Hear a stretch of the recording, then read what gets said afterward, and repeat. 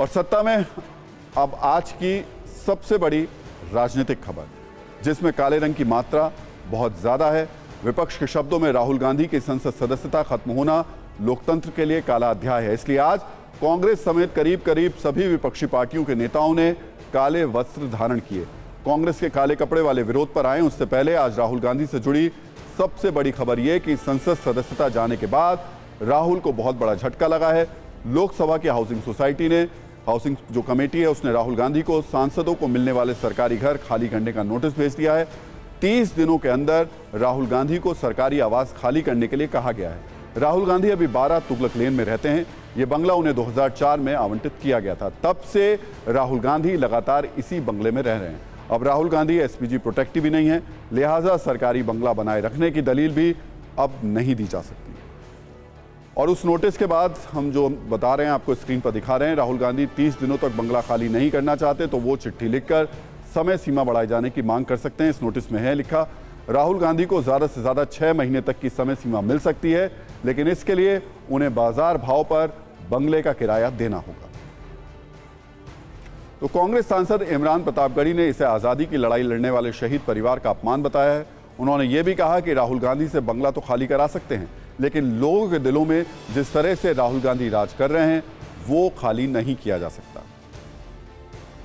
कि इस देश में कई लोग ऐसे हैं जो सांसद नहीं रहे हैं, पूर्व हैं, लेकिन वो अपने बंगलों में डटे हुए हैं। लेकिन विपक्ष के सबसे बड़े नेता से घर खाली करवा लेने की इतनी जल्दी है इस सरकार को। पहले संसद से निकाल दिया, अब घर से निकाल देंगे। भाजपा की एक सांसद ने कह ही दिया था कि राहुल गांधी को देश से निकाल दो, और मुझे पूरा विश्वास है कि भाजपा घर खाली भी करवा लेगी। करवा ले ये सरकार राहुल गांधी जी से उनका घर खाली, लेकिन जनता के दिलों से राहुल गांधी को आप कैसे निकाल पाएंगे। और इस वक्त मेरे हाथ में वो नोटिस है जो कि राहुल गांधी को दे दिया गया है और जिसमें उन्हें 1 महीने का वक्त दिया गया है। और इस ये डॉक्टर मोहित राजन है, डिप्टी सेक्रेटरी, उनकी तरफ से ये नोटिस दिया गया है राहुल गांधी को। और इसमें साफ तौर पर लिखा है कि अब उनको 1 महीने तक का वक्त तो है, और उसके बाद में अगर वो रुकना चाहते हैं तो जैसा हमने आपको बताया था कि 6 महीने तक वो रुक सकते हैं, लेकिन उन्हें बाजार भाव के हिसाब से उस बंगले का किराया देना होगा। राहुल गांधी से पहले भी कई पूर्व सांसदों ने बंगला खाली उनसे करवाया जा चुका है। पूर्व केंद्रीय मंत्री अजीत सिंह से बंगला खाली कराया गया था, पप्पू यादव और रंजीत रंजन से भी खाली कराया गया।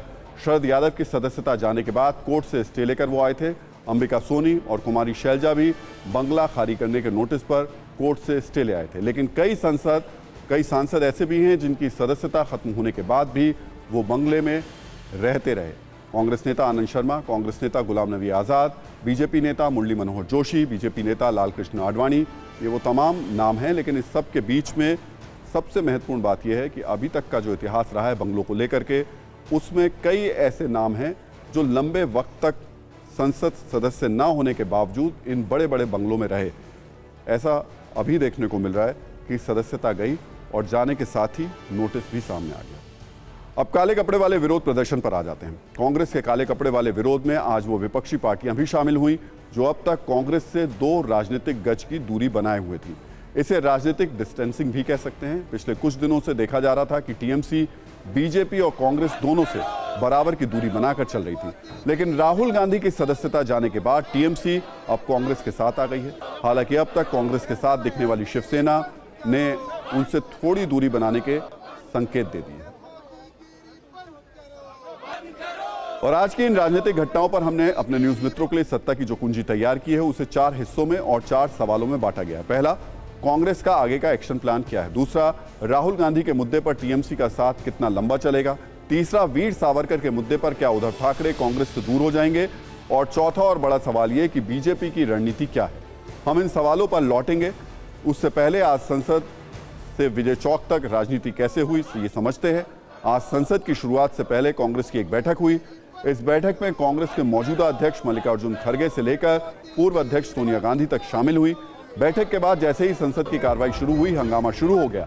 लोकसभा अध्यक्ष ओम बिरला ने कहा कि वो सदन को सुचारू रूप से चलाना चाहते हैं, लेकिन विपक्ष की ओर से लोकसभा अध्यक्ष के आसन पर पेपर फाड़कर फेंक दिए गए।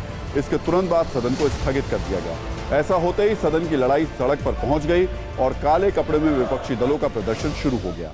हमारी टीम ने इस प्रदर्शन पर एक छोटी सी रील तैयार की है, वो देखिए, फिर आपको सत्ता की कुंजी डिटेल में समझाएंगे।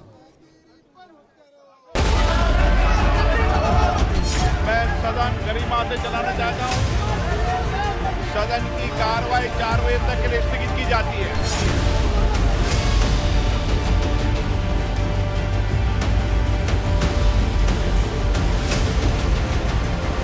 डेमोक्रेसी को मोदी जी एक एक करके खत्म कर रहे हैं। दाल में कुछ काला है, इसीलिए वो डर रहे हैं, और जो लोग डरते हैं कभी ना कभी मरते भी हैं।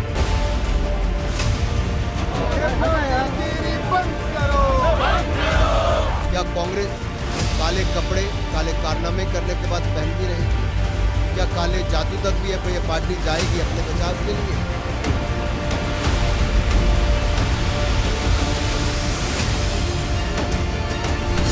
बात है ये गायक जितना डरता है उतना ही गलतियां करता है।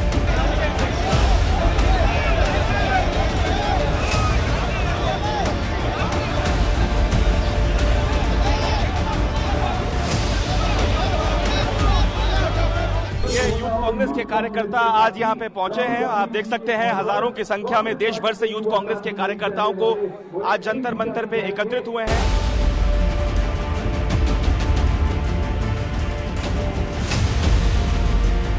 कांग्रेस के नेता जो ये काले कपड़े पहने हुए हैं, ये कपड़े नहीं पहने हैं, इनका वास्तविकता में आवरण उतर गया है। ये जो अंदर था वो बाहर आ गया है। अंदर की कालिमा अब शरीर के ऊपर भी साफ दिखने लगी है।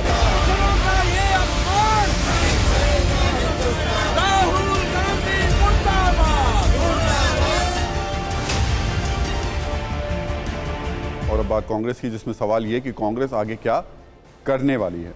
कांग्रेस का एक्शन प्लान 2 हिस्सों में बटा हुआ है। एक हिस्सा राजनीतिक एक्शन का है, जिसके तहत 29 मार्च को कांग्रेस पार्टी देश भर में प्रेस कॉन्फ्रेंस करेगी। दूसरा हिस्सा कानूनी एक्शन का है। कांग्रेस ने राजनीतिक एक्शन तो शुरू कर दिया है, लेकिन कानूनी एक्शन पर कांग्रेस की ओर से कुछ भी नहीं कहा जा रहा है। कांग्रेस के पॉलिटिकल एक्शन का जो डे प्लान है, उसके मुताबिक 29 मार्च को सभी राज्यों की राजधानी में कांग्रेस के बड़े नेता मीडिया से बात करेंगे। अब तक राहुल गांधी अडानी से जुड़े मुद्दों को जोड़कर इस पर उठाने की कोशिश कर रहे थे। कांग्रेस नेताओं की प्रेस कॉन्फ्रेंस में अडानी का मुद्दा छाया रह सकता है। प्रधानमंत्री नरेंद्र मोदी और कारोबारी गौतम अडानी के रिश्तों पर कांग्रेस और राहुल गांधी लगातार सवाल उठा रहे हैं, लेकिन सूत्रों के मुताबिक कांग्रेस पार्टी के भीतर नेताओं का एक तबका आशंका जता रहा है। अडानी के मुद्दे की हैंडलिंग में बदलाव आना चाहिए, वरना 2019 में जैसे राफेल के मुद्दे ने नुकसान पहुंचाया, वैसे ही 2024 में अडानी राफेल ना साबित हो जाए। TV9 भारतवर्ष के पास एक्सक्लूसिव जानकारी है कि कांग्रेस ने गौतम अडानी और पीएम नरेंद्र मोदी के रिश्तों पर राज्य की राजधानियों में प्रदर्शन करने के निर्देश तो दिए हैं, लेकिन यूपी और बिहार के नेताओं ने कांग्रेस अध्यक्ष मल्लिकार्जुन खड़गे से कहा कि सिर्फ अडानी अडानी के नारे से जनता कनेक्ट नहीं कर पा रही है। अडानी के मुद्दे को जनता से जोड़कर उठाना होगा, इसे महंगाई बेरोजगारी से भी जोड़ना होगा, वरना कहीं इसका हाल भी 2019 के राफेल जैसा ना हो जाए। सूत्रों के मुताबिक यूपी से आने वाले राज्यसभा सांसद प्रमोद तिवारी, बिहार कांग्रेस के अध्यक्ष और सांसद अखिलेश प्रसाद सिंह, सांसद रंजीत रंजन से जब इस बारे में मल्लिकार्जुन खड़गे ने कहा, तो खड़गे ने 2 टूक कहा और जवाब दिया कि कोई आए या ना आए, मैं अकेला ही पोस्टर बैनर लेकर निकलूंगा। इसके बाद ये नेता सधे हुए अंदाज में अपनी बात रख रहे हैं। सुनिए TV9 भारतवर्ष के सवाल पर कांग्रेस के 2 बड़े नेताओं ने क्या कहा। अडानी ने जो घोटाला किया वो सीधा जनता से जुड़ा हुआ, जनता के पैसे का घोटाला है। जैसे आप देखें 29 करोड़ लोगों का खाता था SBI इसमें इन्वॉल्व है। LIC में भी करोड़ों लोगों का खाता है, वो पूरा इन्वॉल्व है। प्लस इसको हम लोग निश्चित रूप से महंगाई बेरोजगारी से भी जोड़ते हैं और प्रांत के सभी राजधानियों में बड़ी बड़ी रैलियां करेंगे और इस मुद्दे को जोर शोर से उठाएंगे। अडानी पे अगर सब लुटाया न गया होता तो महंगाई भी न होती, और महंगाई का, बेरोजगारी का जो घटना हुई कश्मीर में, लद्दाख में, ये सारे मुद्दे हम उठाना चाहते हैं।